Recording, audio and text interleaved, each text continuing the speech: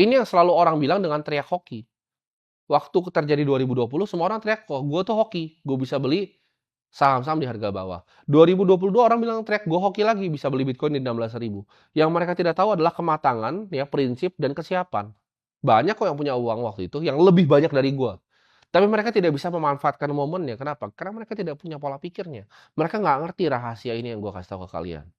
Orang awam di luar akan bilangnya, "Oh, ini tidak bisa direplika, ini adalah hoki yang cuma satu dibanding yang banyak." Tapi itu adalah orang-orang yang nggak paham realita dunia. Karena gua itu duduk di meja, di mana orang-orang yang di sama ini, itu semuanya mulai tanpa punya apa-apa. Hoki itu tidak pernah ada di kamus orang kaya, kita nggak suka sekali sebut dengan namanya hoki. Kita selalu yang cari cari namanya kesempatan. Gimana caranya kita lihat peluang ya di suatu industri, industri yang baru. Kan gue udah sering sebut di sini, ke depannya akan banyak peluang, baik di artificial intelligence, di renewable energy. Gue udah bilang tadi, salah satu industri yang paling menarik adalah energi. Kedepannya 50 sampai 55 tahun ke depan reserve batu bara ini akan habis. Kalau ditambangnya dengan rate yang sama bisa lebih cepat. Ini harus diganti gitu loh.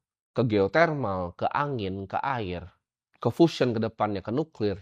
Ini harus diganti energinya, sumber energinya. Dan gue juga bilang ke depan dunia ini keuangannya akan sedikit berubah. Di mana keuangan tuh akan desentralisasi. Bank mungkin formatnya akan berbeda nanti ke depannya. Ketika kalian butuh kredit, ya, itu akan format berbeda.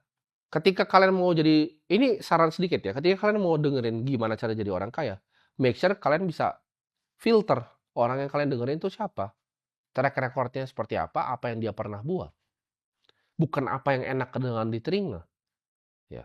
Karena apa yang enak kedengeran di telinga belum tentu adalah kebenaran.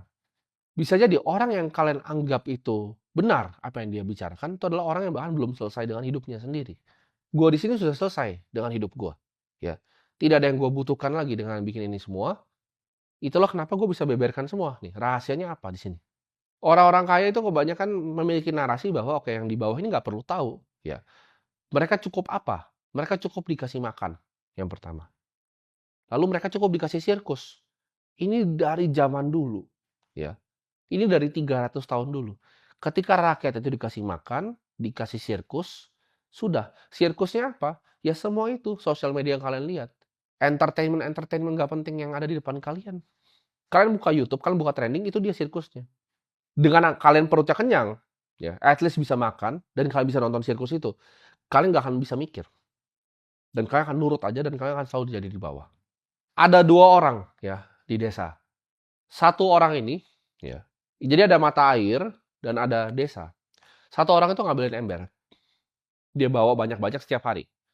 Dia jualin lalu ke orang-orang di desa. Uangnya lebih banyak dibanding orang yang kedua. Orang yang kedua itu sibuk, ya gali tanah, bangun pipa pakai bambu, segala macam. Awalnya orang yang gali tanah ini dikatain orang bego. Dia tidak dipercaya, dibilang ngapain begitu, kenapa nggak ambil ember, yuk kerja keras.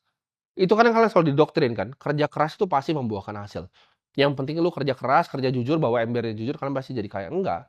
Orang kaya itu punya visi, visioner. Mereka punya visi, mereka bisa ciptakan sistem yang sampai ke visinya. Dia gali, dia bikin, mungkin 5 tahun, tapi setelah itu airnya ngalir terus ke rumahnya, dia tinggal jualin di depan. Dan orang yang bawa ember bingung, kok dia kerja kerja itu lebih keras selama 5 tahun, tapi yang lebih kaya yang bangun pipa pakai bambu.